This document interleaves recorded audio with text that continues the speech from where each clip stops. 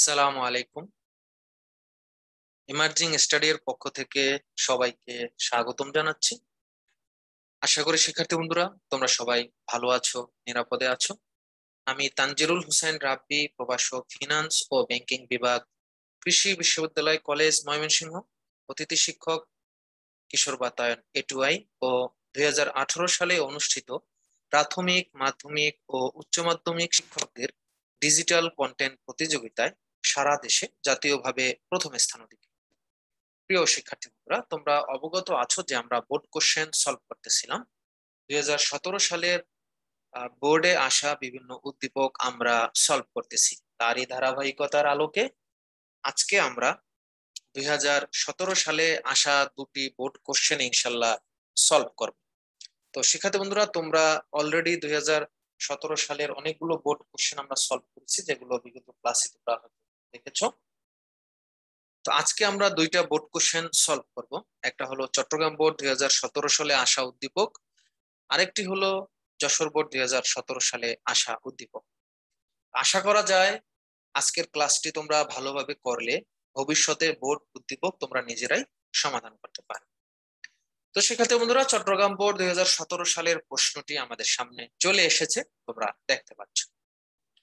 Mister মাহবুব 5 বছর পরে একটি গাড়ি কিনতে চান। সেই সময় ওই গাড়িটির মূল্য হবে 10 লক্ষ টাকা। ওই গাড়িটি কিনতে হলে তাকে 12% সুদের হারে টাকা সঞ্চয় করতে হবে।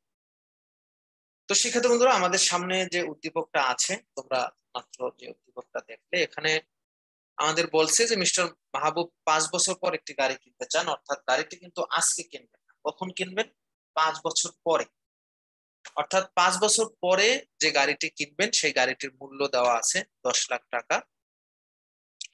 তো এই গাড়িটি কেনার জন্য শিক্ষার্থী বন্ধুরা 5 বছর পরে আহ তাকে হয়তো 10 লক্ষ টাকা জোগাড় করতে হবে, কারণ গাড়িটির মূল্য হলো 10 লাখ টাকা। তো এই হলো আমাদের উদ্দীপকটা। তো উদ্দীপকের আলোকে আমাদের প্রশ্ন গুলো আমরা দেখি। ভবিষ্যৎ মূল্য কি? বর্তমানে বিনিয়োগকৃত অর্থের ভবিষ্যতে যে পরিমাণ দাঁড়াবে তাকে ভবিষ্যৎ মূল্য বলে, অথবা বর্তমানে বিনিয়োগকৃত অর্থ চক্রবৃদ্ধিকরণ প্রক্রিয়ায় ভবিষ্যতে প্রাপ্য অর্থকে ভবিষ্যৎ মূল্য বলে। কার্যকরী সুদের হার কি? কার্যকরী সুদের হার বা প্রকৃত সুদের হার, এটা অনেকবার আমাদের বোর্ডে আসছে। এফেক্টিভ ইন্টারেস্ট রেট যাকে বলা হয়। তো এই কার্যকরী বা প্রকৃত সুদের হার হলো প্রকৃত পক্ষে ঋণ গ্রহীতা এবং ঋণ দাতার ভিতরে যেই চুক্তিবদ্ধ সম্পর্ক তৈরি হয় তাকেই আসলে কার্যকরী সুদের হার বলে। অর্থাৎ প্রকৃতপক্ষে একজন ঋণ গ্রহীতা ঋণ দাতাকে যে হারে সুদটা দেয় তাকেই কার্যকরী সুদের হার বা প্রকৃত সুদের হার বলা হয়। ক নম্বর প্রশ্নটা আমরা দেখতে পাচ্ছি, মিস্টার মাহবুবকে গাড়িটি কিনতে বর্তমানে কত টাকা জমা করতে হবে? সেক্ষেত্রে বন্ধুরা, এখানে আমরা যদি দেখি যে মিস্টার মাহবুবের যে গাড়িটি কিনবে, ওই গাড়িটি 10 বছর পরে যদি সে কিনে, ওই 10 বছর পরে গিয়ে তার গাড়িটার মূল্য হবে 10 লক্ষ টাকা। বাট গাড়িটা যদি সে আজকে কিনে, তাহলে অবশ্যই এই মূল্যটা একটু চেঞ্জ হবে, কারণ আমরা জানি যে অর্থের সময় মূল্য ধারণা অনুযায়ী সময়ের পরিবর্তনে অর্থের মূল্যের একটা চেঞ্জ আসে। তার মানে 10 বছর পরের যে 10 লক্ষ টাকা, আজকে অবশ্যই সেই 10 লক্ষ টাকা আজকের মূল্য সেই 10 লক্ষ টাকাই হবে না, অবশ্যই 10 লক্ষ টাকার কম হবে। কারণ আমরা বর্তমানে যেই জিনিসটা যেই টাকা দিয়ে কিনি, অর্থের সময় মূল্য ধারণা অনুযায়ী সাধারণভাবে বলা যায় ভবিষ্যতে ওই মূল্যটা বৃদ্ধি পায়। তার মানে 10 বছর পরের সরি, এখানে 10 বছর না, সেক্ষেত্রে 5 বছর।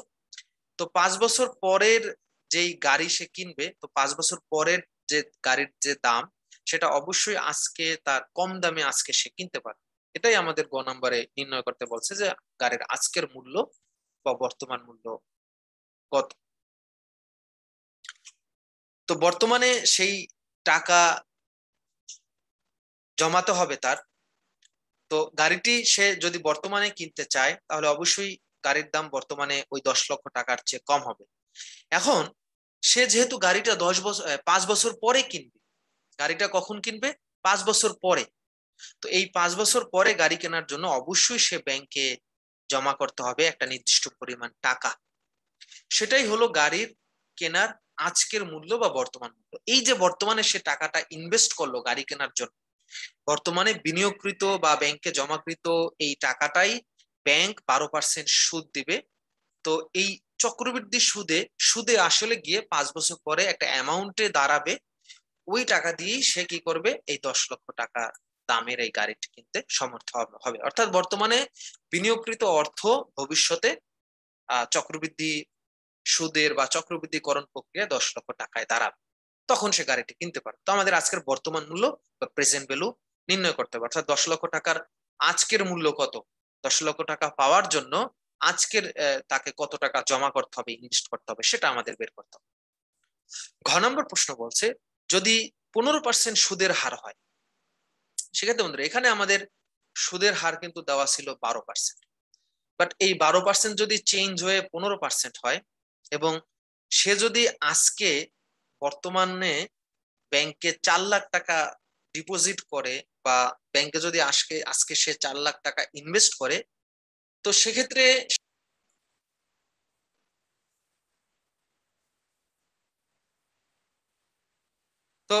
বন্ধুরা আমরা বুঝতে পারলাম আমাদের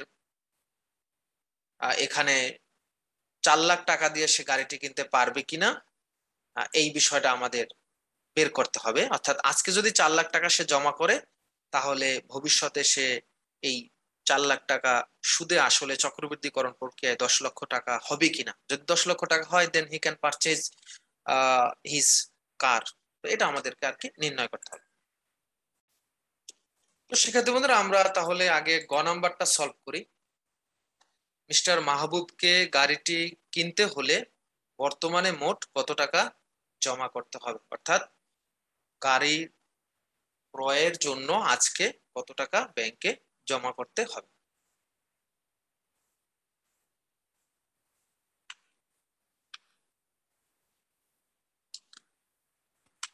গাড়ি ক্রয়ের জন্য বর্তমানে জমাকৃত অর্থের পরিমাণ নির্ণয়। আমরা আজকে বর্তমানে কত টাকা জমাতে হবে গাড়িটি ক্রয় করার জন্য, সেটার বর্তমান মূল্য নির্ণয়। তো শিক্ষার্থী বন্ধুরা বর্তমান মূল্য নির্ণয়ের অনেকগুলো সূত্র আছে। তোমরা জানো যে বর্তমান মূল্য নির্ণয়ের বেশ 3টা সূত্র আমরা ব্যবহার করি। এককালীন নগদ প্রবাহের বর্তমান মূল্য সূত্র আছে, মিশ্র নগদ প্রবাহের বর্তমান মূল্য সূত্র আছে, বার্ষিকীর আছে। তো এখানে আমাদের যে সূত্রটা ব্যবহার করতে হবে, এখানে আমরা এককালীন নগদ প্রবাহ ব্যবহার করব। কেন? কারণ গাড়িতে সে একসাথে যে কিনবে তার টাকাটা কিন্তু বারে বারে ব্যাংকে রাখার দরকার নেই। সে 5 বছর পরে একসাথে গাড়িটি কিনবে এবং তখন তার 10 লক্ষ টাকার দরকার হবে। তার মানে আমাদের এখানে যেটা বের করতে হবে শিক্ষার্থী বন্ধুরা, সেটা হলো এককালীন নগদ প্রবাহের বর্তমান মূল্যের সূত্রটা আমরা এখানে কি ব্যবহার করব, রাইট? তো আমরা সূত্রটা লিখি। আমরা জানি বর্তমান মূল্যের সূত্র পিভি সমান সমান এফভি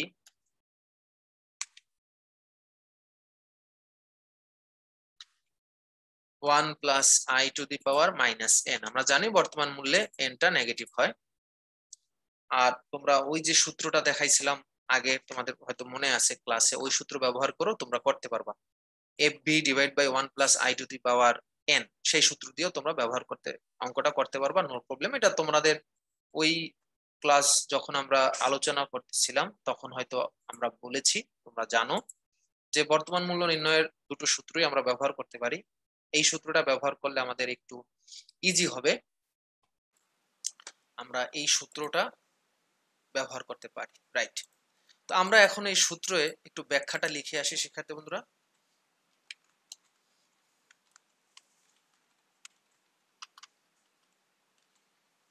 এখানে ভবিষ্যৎ মূল্য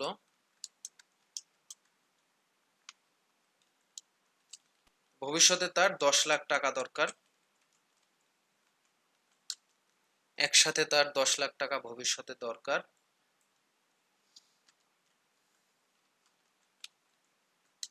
সুদের হার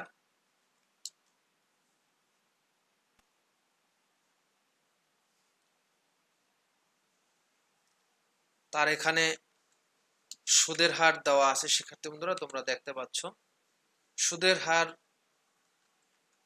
12%, যেটাকে আমরা 0.12 লিখতে পারি।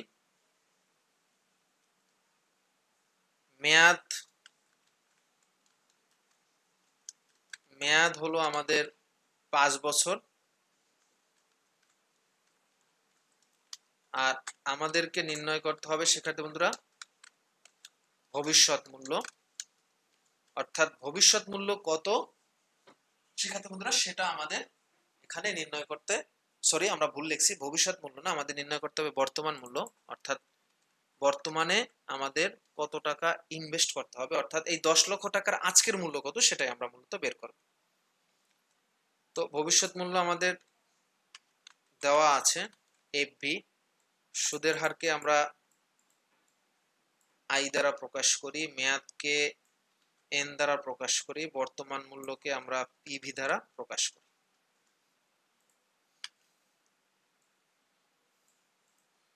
তো আমরা এখন এখানে তাহলে মানটা বসাই। 10 লাখ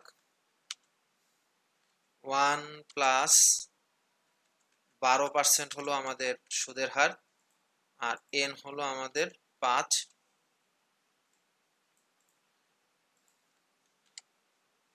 তো আমরা এটা একসাথে লিখতে পারি, আবার ভেঙে ভেঙে করতে পারি, ওই মানটা বের করে আমরা এটা করতে পারি। তো এই মানটা আমাদেরকে এখন বের করতে হবে, খুবই সিম্পল, আমরা এই মানটা বের করতে পারি। 1 প্লাস 0.12, আমি ক্যালকুলেটরে দেখাইলাম না কারণ ক্যালকুলেটরে আমরা অনেক এই ধরনের অঙ্ক করছি। তো আমাদের এখানে রেজাল্ট আসছে 0 বা দশমিক দিতে পারো, ঠিক আছে, তুমি 0 লিখতে পারো, আবার তুমি সরাসরি দশমিকও লিখতে পারো, কোনো সমস্যা নাই। 5 6 7 4 3, আমরা 5 ঘর নিব। আমাদের এখানে মূলত মানটা আসছে 0.56742 তো আমরা 5 ঘর নেওয়ার কারণে আমরা 1 যোগ করে দিচ্ছি। তো এখন যদি আমরা এই রেজাল্টের সাথে শিক্ষার্থী বন্ধুরা 10 লাখ টাকা গুণ দেই, তাহলে আমাদের বর্তমান মূল্য বের হবে 5,67,430 টাকা। 5,67,430 টাকা।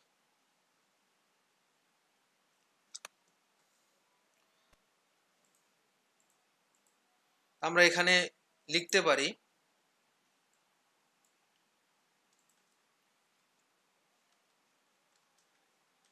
5 বছর পরের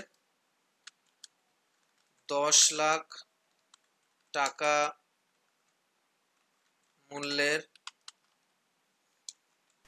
গাড়িটি আজকে কিনতে হলে,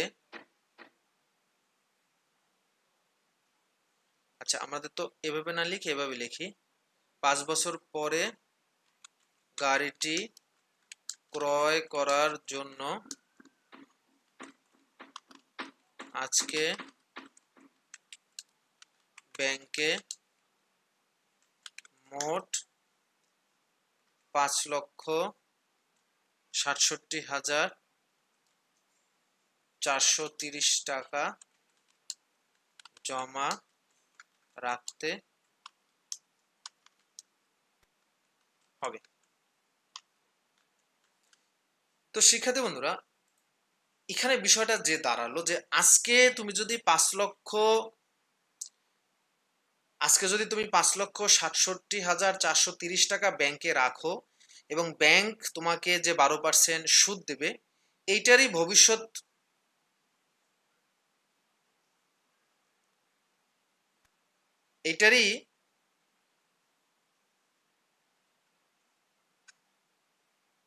ভবিষ্যৎ মূল্য গিয়ে যে শিক্ষার্থী বন্ধুরা আমাদের কাঙ্ক্ষিত মূল্যে দাঁড়াবে। তো আশা করি শিক্ষার্থী বন্ধুরা আমরা এটা বুঝতে পেরেছি। তো আমরা পরের প্রশ্নে যাই। পরের প্রশ্নটা আছে 15% সুদের হারে 4 লক্ষ টাকা ব্যাংকে জমা দিলে নির্ধারিত সময়ে গাড়িটি কেনা সম্ভব কি? মতামত দাও। অর্থাৎ আমাদের সুদের হার ছিল 12%, সেই 12%-এর জায়গায় এখন আমাদের সুদের হার বলে দিয়েছে 15%। যদি সুদের হার 12%-এর জায়গায় 15% হয় এবং 4 লাখ টাকা যদি আজকে ব্যাংকে জমা দেয়, তার মানে এই 4 লাখ টাকা বর্তমান মূল্য, তাহলে কি নির্ধারিত সময় মানে 5 বছর পর গাড়িটি কিনতে সম্ভব হবে কিনা? তো আমাদের এখানে তাহলে কি নির্ণয় করতে হবে শিক্ষার্থী বন্ধুরা? ভবিষ্যৎ মূল্য। কি নির্ণয় করতে হবে? ভবিষ্যৎ মূল্য। অর্থাৎ 15% সুদের হারে 4 লাখ টাকার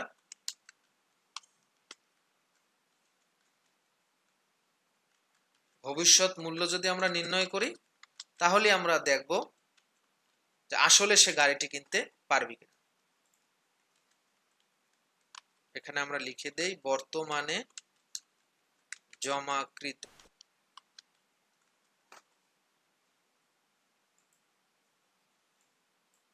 ঠিক আছে, আমরা ভবিষ্যৎ মূল্য নির্ণয় করব।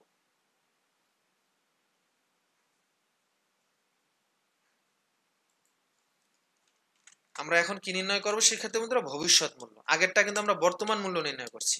অর্থাৎ 10 লাখ টাকার আজকের মূল্য কত দাঁড়ায়, আজকে কত টাকা জমা করতে হবে সেটা। আর এখন আমাদের নির্ণয় করতে হবে বর্তমান মূল্য আমাদের দেওয়া আছে, এইটার ভবিষ্যৎ মূল্য বের করতে হবে। যদি এটার ভবিষ্যৎ মূল্য 10 লাখ টাকা হয়, then Mahbub can purchase the car. ঠিক আছে, আর যদি 10 লাখ টাকা না হয়, then he will not be able to purchase this car. তো আমাদের ভবিষ্যৎ মূল্যের সূত্র আমরা জানি, এবং এটার অবশ্যই এককালীন নগদ প্রবাহের ভবিষ্যৎ মূল্যই হবে, কারণ টাকাটা তো তার 5 বছর পর একসাথেই দরকার। তো আমরা এখানে একটু ব্যাখ্যাটা লিখি। এখানে এখন আমাদের কিন্তু বর্তমান মূল্য দেওয়া আছে শিক্ষার্থী বন্ধুরা। বর্তমান মূল্য 4 লাখ টাকা আমাদের দেওয়া আছে। বর্তমান মূল্য 4 লাখ টাকা। সুদের হার আমাদের দেওয়া আছে 15%। 12% আর ধরা যাবে না, কারণ আমাদের সুদের হার বলেই দিয়েছে 15%, যেটাকে আমরা 0.15 লিখতে পারি। মেয়াদে কোনো চেঞ্জ নেই, মেয়াদ আগে যেটা ছিল সেটাই আছে, অর্থাৎ 5 বছর। আমাদের জাস্ট নির্ণয় করতে হবে ভবিষ্যৎ মূল্য।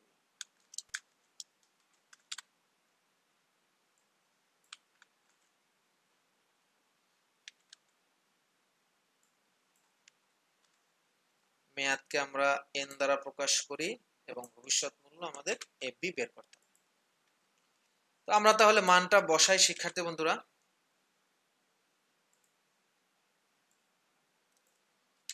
4 লাখ টাকা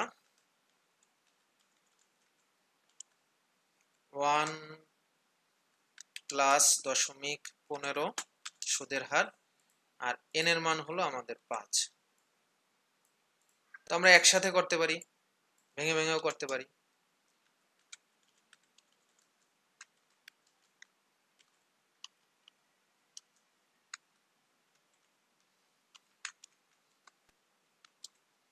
তো এটার মান আমরা বের করব 1 প্লাস 0.15 পাওয়ার 5। এটার মান আমাদের বের হয় 2.01135 আরো আছে 357 পর আরো মান আছে 2.01135 তো আমরা যেহেতু 5 ঘর নেব, তো 5 ঘর নেওয়ার কারণে এখানে যেহেতু 7 আছে আমরা 6 দিতে পারি। আবার তোমরা 3 5 7ও রাখতে পারো, সমস্যা নাই, এটা কোনো প্রবলেম না। এখন এইটাকে আমরা 4 লাখ টাকা দিয়ে যদি গুণ দেই, তাহলে আমাদের রেজাল্ট আসে 8,04,000 544 টাকা। এখন দেখো শিক্ষার্থী বন্ধুরা, আমাদের গাড়িটি কিনতে 5 বছর পর লাগবে কত? 10 লাখ টাকা। কিন্তু আমাদের আজকে জমাকৃত 4 লাখ টাকা 5 বছর পরে সুদে আসলে চক্রবৃদ্ধি সুদে 8 লক্ষ সামথিং হয়। তার মানে গাড়ি কেনার জন্য যে আমাদের 10 লাখ টাকা হয়, বর্তমানে জমাকৃত অর্থ ভবিষ্যতের গিয়ে এই টাকায় রূপান্তরিত হচ্ছে না, অর্থাৎ 5 বছর পর আমাদের 10 লাখ টাকা হবে না। ঠিক আছে, তার মানে আমরা গাড়িটি কিনতে পারবো না। আমরা এটাই লিখবো,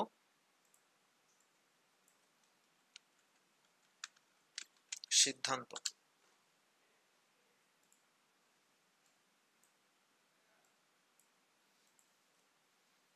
মিস্টার মাহবুব 5 বছর পরে গাড়িটি ক্রয় করতে পারবেন না, কেননা তার বর্তমানে জমাকৃত 4 লাখ টাকা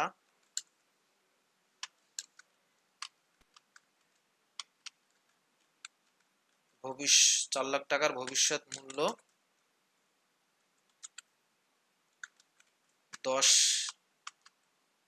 10 লাখ টাকায়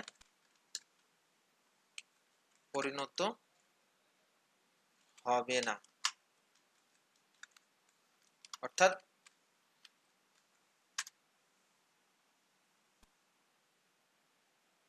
আমাদের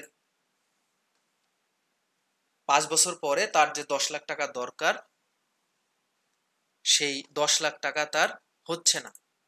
ঠিক আছে, অথবা আমরা এভাবে লিখতে পারি, বর্তমানে জমাকৃত 4 লাখ টাকার ভবিষ্যৎ মূল্য 10 লাখ টাকায় 10 লাখ টাকায় পরিণত হবে না, বা 10 লাখ টাকায় 10 লাখ টাকা হচ্ছে না, এইভাবে লিখে দিতে পারো, সমস্যা নাই। অথবা ব্যাংক থেকে সে 5 বছর পর 10 লাখ টাকা পাবে না, কারণ তো আমার তো 10 লাখ টাকা, তার তো 10 লাখ টাকা দরকার, তাই না? আজকে জমাকৃত অর্থ তো ভবিষ্যতে তার 10 লাখ টাকা হচ্ছে না, তাই সে গাড়িটি কিনতে পারবে না।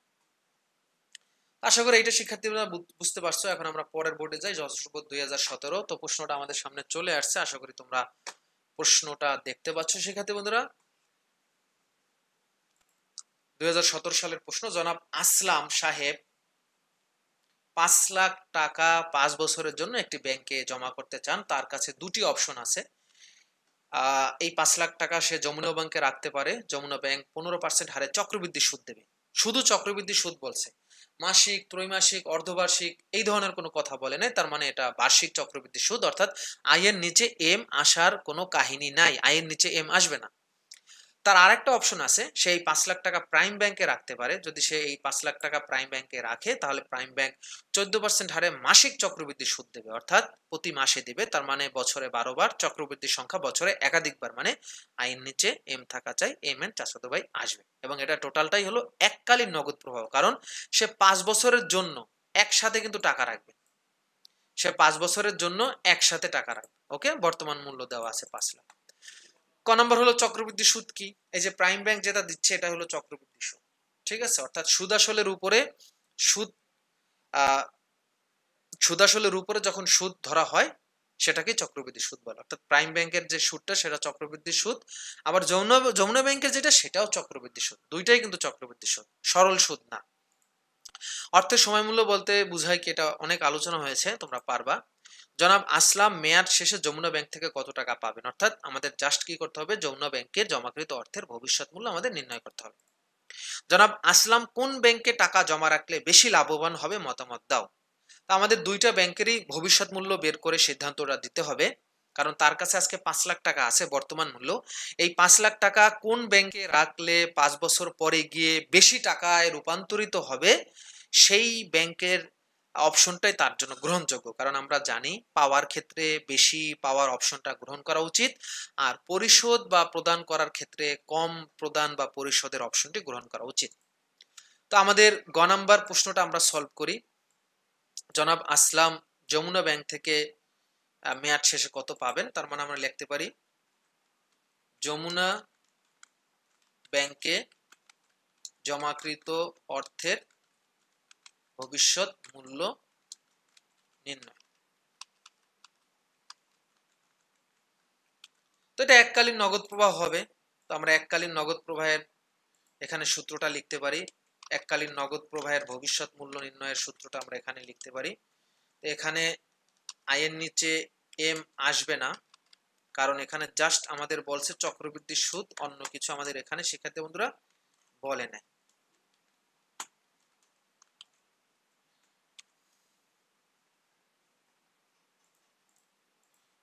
তো ভবিষ্যৎ মূল্যের ক্ষেত্রে এনটা কি হয়? পজিটিভ। তো আমরা এখানে একটু ব্যাখ্যাটা লিখে আসি শিক্ষার্থী বন্ধুরা। এখানে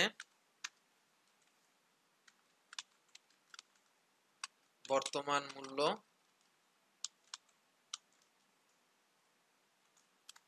আমাদের দেওয়া আছে শিক্ষার্থী বন্ধুরা 5 লাখ টাকা। সুদের হার আমাদের দেওয়া আছে শিক্ষার্থী বন্ধুরা, সুদের হার যমুনা ব্যাংকের ক্ষেত্রে সুদের হার দেওয়া আছে 15% বা 0.15 অথবা 0.15 লিখতে পারো, কোনো সমস্যা নেই। দশমিকের আগে শূন্যের মূল্য নাই, আবার দশমিকের পর কোনো সংখ্যার পরে শূন্যের মূল্য নাই, বাট দশমিকের পরে সংখ্যার আগে শূন্যের মূল্য আছে। মেয়াদ কয় বছরের জন্য সে টাকা রাখবে? সে 5 বছরের জন্য টাকা রাখবে।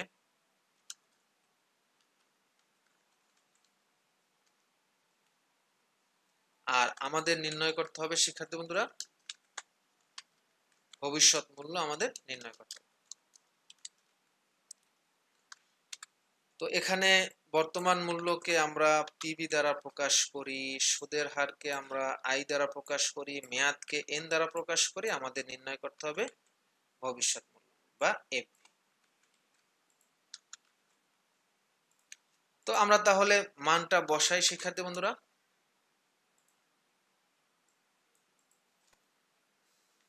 5 লাখ 1 প্লাস 0.15 পাওয়ার হলো আমাদের উপরে পাওয়ার দেব 5 বছর।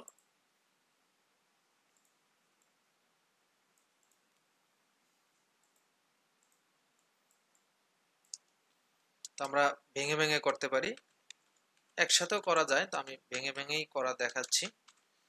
তো আমাদের এটার মানটা বের করতে হবে। আমরা জাস্ট ক্যালকুলেটরে লিখবো 1 প্লাস 0.15, এরপর আমরা উল্টা ভি মানে পাওয়ার চিহ্ন যেটা সেটা দেব, তাহলে আমাদের মানটা চলে আসবে। এবং এই মানটা কিন্তু একটু আগেই আমরা লিখেছি 2.0111357, ঠিক আছে।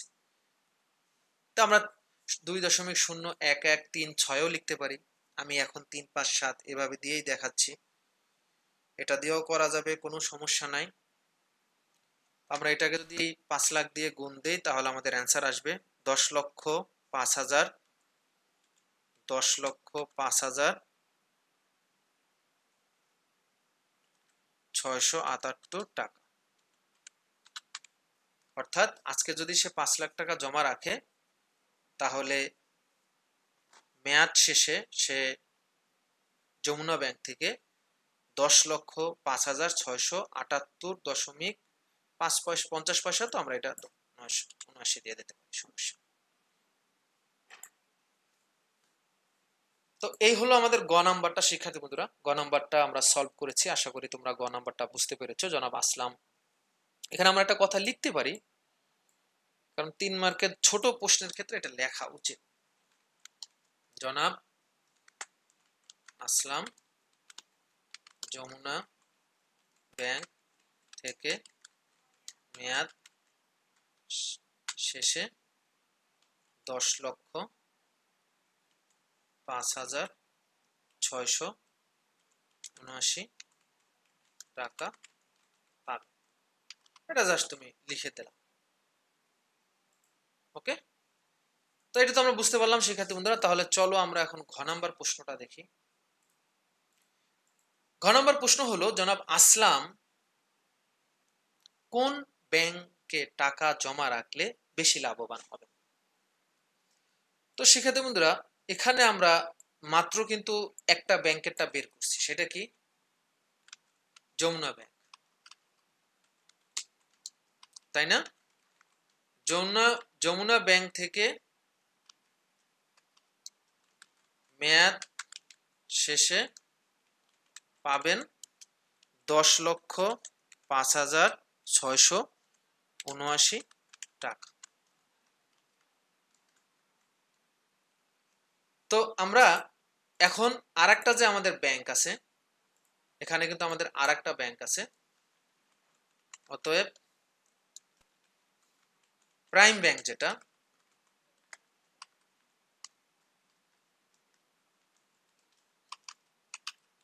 প্রাইম ব্যাংক থেকে মেয়াদ শেষে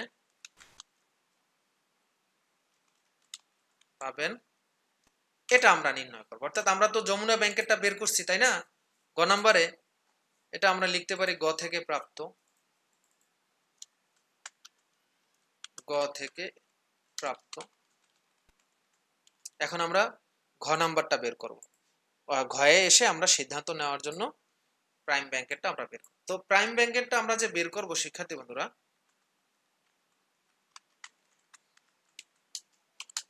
এখানে প্রাইম ব্যাংকেরটার ক্ষেত্রে কিন্তু একটা চেঞ্জ আসবে, তোমরা বুঝতে পারছো চেঞ্জটা কোথায় আসবে আশা করি।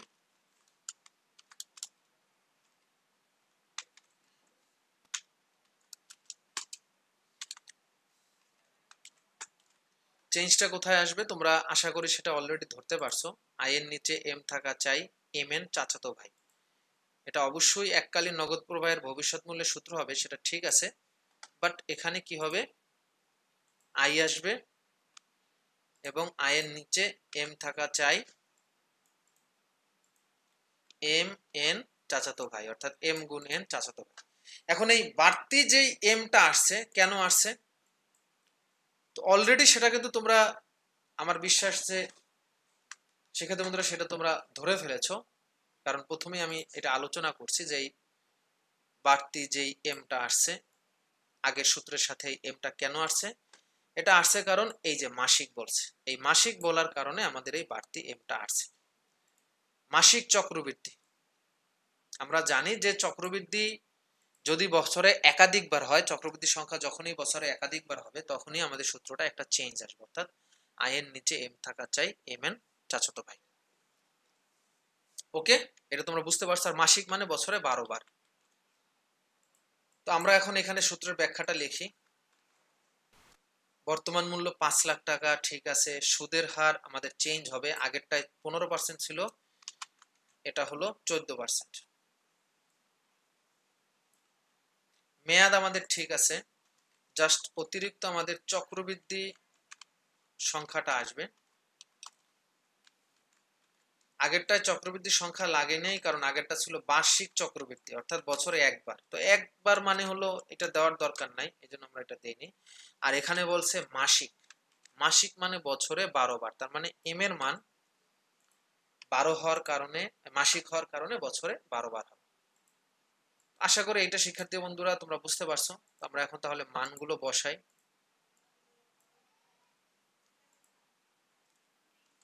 বর্তমান মূল্য আমাদের 5 লাখ,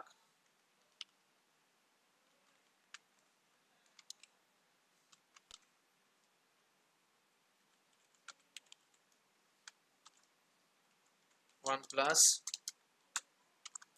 আমরা এই মানটা বসাবো এখন।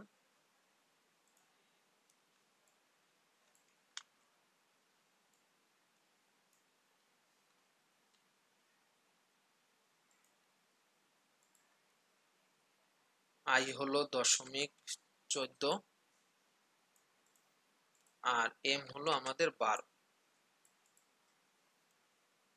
আর উপরে আমরা এম গুণ এন, এন হলো আমাদের 5 বছর।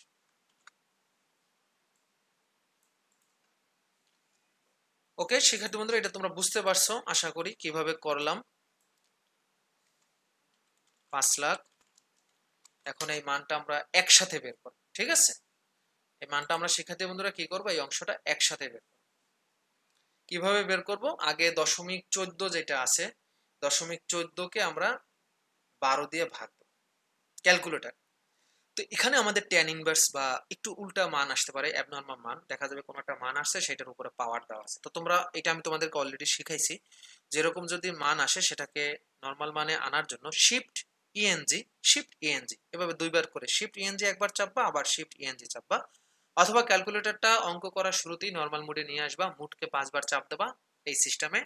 এটা আমি দেখাইছি তোমাদের। যাই হোক, এর সাথে আমরা কি করব এখন, 1 যোগ দেবো, এরপর রেজাল্টকে আমরা পাওয়ার দেবো 60। তো আমাদের এখানে পাওয়ার উপরে 5 × 12 = 60 আছে। আমরা যদি এটা করি তাহলে আমাদের আসে 2.560960997, অনেকগুলো মান আছে। তো আমরা যেহেতু 5 ঘর নেব, ঠিক আছে, 6 শূন্য পর্যন্ত নেব। যদি 5 ঘর নেই, যেহেতু এখানে 9 আছে, তাই এখানে কি হয়ে যাবে, একটা 1 যোগ হয়ে যাবে, ঠিক আছে। তো এখন যদি আমরা এটাকে 5 লাখ দিয়ে গুণ দেই, তাহলে কিন্তু শিক্ষার্থী বন্ধুরা আমরা আমাদের কাঙ্ক্ষিত রেজাল্ট পাবো।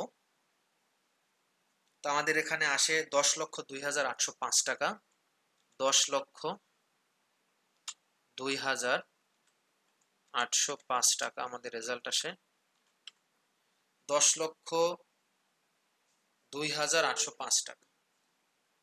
তো এখন আমরা সিদ্ধান্তে যাই।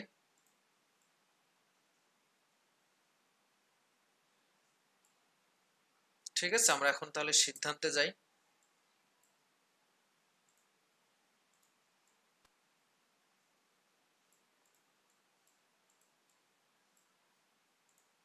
আমরা সিদ্ধান্তটা এখানে লিখি। আমাদের বিনিয়োগ সিদ্ধান্তটা তাহলে কি হবে, অর্থাৎ কোন ব্যাংকে আমাদের বিনিয়োগকারী জনাব আসলাম টাকা রাখবে। আমরা লিখতে পারি, যেহেতু প্রাইম ব্যাংকে আমরা কম টাকা পাচ্ছি, তাই না, আমরা প্রাইম ব্যাংকে কিন্তু কম টাকা পাচ্ছি। প্রাইম ব্যাংকে আমরা পাচ্ছি 5 বছর পর 10,05,679 টাকা। আবার খেয়াল করো শিক্ষার্থী বন্ধুরা, প্রাইম ব্যাংক থেকে আমরা পাচ্ছি 10,05,679 টাকা। সরি, যমুনা ব্যাংকে আমরা পাচ্ছি 10,05,679 টাকা, আর প্রাইম ব্যাংক থেকে আমরা পাচ্ছি 10,02,805 টাকা। তার মানে আমরা বলতে পারি যে এই দুইটা ব্যাংকের ভিতরে যদি আমরা তুলনা করি 5 বছর পরের ভবিষ্যৎ মূল্য, তাহলে আমরা দেখব যে আমাদের যমুনা ব্যাংকেরটা আমাদের গ্রহণযোগ্য, এইটা গ্রহণযোগ্য। অর্থাৎ যমুনা ব্যাংক গ্রহণযোগ্য কেন, কারণ যমুনা ব্যাংকে 5 বছর পর আমরা বেশি টাকা পাবো। অন্যদিকে আমাদের প্রাইম ব্যাংকে 5 বছর পর তুলনামূলক কম পাবো যমুনা ব্যাংকের চেয়ে, তাই প্রাইম ব্যাংকেরটা আমরা কি করব না, গ্রহণ করব না। আমরা এটাই সিদ্ধান্তে লিখব, যেহেতু মেয়াদ শেষে, মানে 5 বছর পর মেয়াদ শেষে প্রাইম ব্যাংকের চেয়ে যমুনা ব্যাংক থেকে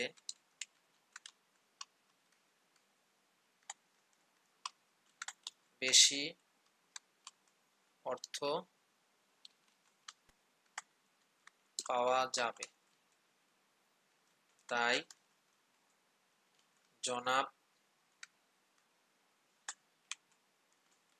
আসলাম যমুনা ব্যাংকে টাকা জমা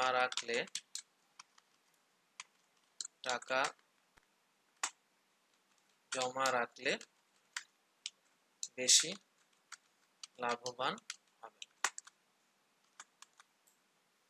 এই সিদ্ধান্তটা আমরা কি করতে পারি শিক্ষার্থী বন্ধুরা, এখন দিতে পারি। তো আশা করি শিক্ষার্থী বন্ধুরা তোমরা বুঝতে পারছো যে আমরা যে দুইটার ভিতরে যে কম্পেয়ার করছি, কম্পেয়ারটা তোমরা বুঝতে পারছো যে জনাব আসলাম যদি 5 লাখ টাকা প্রাইম ব্যাংকে রাখে, তো 5 বছর পর যে টাকাটা পাবে তার চেয়ে যমুনা ব্যাংকে যদি রাখে, যমুনা ব্যাংকে কিন্তু সে মেয়াদ শেষে বেশি পাচ্ছে। তাই জনাব আসলাম যমুনা ব্যাংকে যদি টাকা রাখে তাহলে বেশি লাভবান। এখন প্রশ্ন হইল, এই যে সে যমুনা ব্যাংক থেকে বেশি পাচ্ছে, এটার কারণ কি? দেখো, প্রাইম ব্যাংকে কিন্তু তাকে সুদের হার বেশি দিচ্ছে, 15% দিচ্ছে, আর যমুনা ব্যাংক তাকে 14% দিচ্ছে। তাহলে কেন, আচ্ছা, যমুনা ব্যাংক তাকে 15% দিচ্ছে, আর প্রাইম ব্যাংক দিচ্ছে তাকে 14%। ঠিক আছে, তো যমুনা ব্যাংকে একে তো 15% দিচ্ছে, ঠিক আছে, এখানে সুদের হার বেশি, কিন্তু অন্যদিকে প্রাইম ব্যাংক কিন্তু তাকে মাসিক চক্রবৃদ্ধি সুদ দিচ্ছে বছরে 12 বার। তা সত্ত্বেও কিন্তু যমুনা ব্যাংক থেকেই তার প্রাপ্য টাকাটা কিন্তু বেশি হচ্ছে। এই বেশি হওয়ার কারণ হলো সুদের হার। এই বেশি হওয়ার কারণ কি? সুদের হার। আমরা জানি যে সুদের হার একটা বড় ফ্যাক্ট। সুদের হার একটা বড় ফ্যাক্ট, অর্থাৎ সুদের হার যত বৃদ্ধি পাবে ভবিষ্যৎ মূল্য তত বৃদ্ধি পাবে। সুদের হারের সাথে ভবিষ্যৎ মূল্যের সম্পর্ক হলো পজিটিভ বা ধনাত্মক। তো সুদের হার যত তোমার বাড়বে ভবিষ্যৎ মূল্য তত বাড়বে। যদিও চক্রবৃদ্ধি সংখ্যার সাথেও ভবিষ্যৎ মূল্যের সম্পর্ক পজিটিভ, কিন্তু তারপরেও সুদের হারের বৃদ্ধির কারণে যমুনা ব্যাংক প্রাইম ব্যাংকের চেয়ে 1% বেশি দিচ্ছে জমাকৃত অর্থের উপরে। তো এই 1% দেওয়ার কারণে এটা 5 বছর পর কিন্তু একটা বড় অ্যামাউন্টে গিয়ে দাঁড়িয়েছে। আর এই কারণে শিক্ষার্থী বন্ধুরা, আমাদের যমুনা ব্যাংক 5 বছর পর জনাব আসলামকে বেশি অর্থ দিতে পারছে। তো শিক্ষার্থী বন্ধুরা, এই ধরনের অঙ্ক কিন্তু আমাদের প্রায় পরীক্ষায় আসে। ঠিক আছে, আমরা এই ধরনের অঙ্ক একটু বেশি চর্চা করব, তাহলে আশা করা যায় ভবিষ্যতে আমরা এই ধরনের সমস্যার সমাধানে সক্ষম হব। তো আশা করি শিক্ষার্থী বন্ধুরা, আজকের ক্লাসটা তোমরা সবাই বুঝতে পারছো। আজকের ক্লাসটা আমি এখানে শেষ করব। তানজিরুল হোসেন রাব্বি স্যার তোমাদেরকে আজকের ক্লাসটা চেষ্টা করেছে মোটামুটি বোধগম্য করার জন্য। তো এই ধরনের অঙ্ক কিন্তু 2019-এর কোশ্চেনে কম আসছে, আগে আসতো একটু সহজ লেভেলে। এগুলো কিন্তু আসলে সহজ লেভেলের অঙ্ক। তো ইনশাল্লাহ নেক্সট ক্লাসে আমরা আরেকটা বোর্ড কোশ্চেন সলভ করব। এই অধ্যায়ে আমাদের যথেষ্ট গাণিতিক প্র্যাকটিস করতে হবে, কারণ এই অধ্যায় থেকে অনেক সময় 2টা গাণিতিক সমস্যার সম্বলিত উদ্দীপক আসে। তো সে পর্যন্ত সবার সুস্বাস্থ্য ও দীর্ঘায়ু কামনা করছি। মনে রাখবে, পরিশ্রম কখনোই পরিশ্রমীকে বিনা পারিশ্রমিকে বিদায় দেয় না, সত্যজিৎ দাদার বিখ্যাত উক্তি। আর তোমরা ব্যাটম্যান, সুপারম্যান, স্পাইডারম্যান, ঠিক আছে, আয়রন ম্যান, এগুলো হও, এগুলো আমরা এক্সপেক্ট করি না। আমরা চাই তোমরা জেন্টেলম্যান হও। তুমি যদি জেন্টেল হও তাহলে সৃষ্টিকর্তার একটা অনুকম্পা, কৃপা তোমার উপর থাকবে, সমাজ তোমাকে ভালোবাসবে, বাবা মায়ের কাছে প্রিয় হবে, শিক্ষকের কাছে আস্থাভাজন হবে। তোমরা সবাই ভালো থেকো, নিরাপদে থাকো। আসসালামু আলাইকুম রহমতুল্লাহ।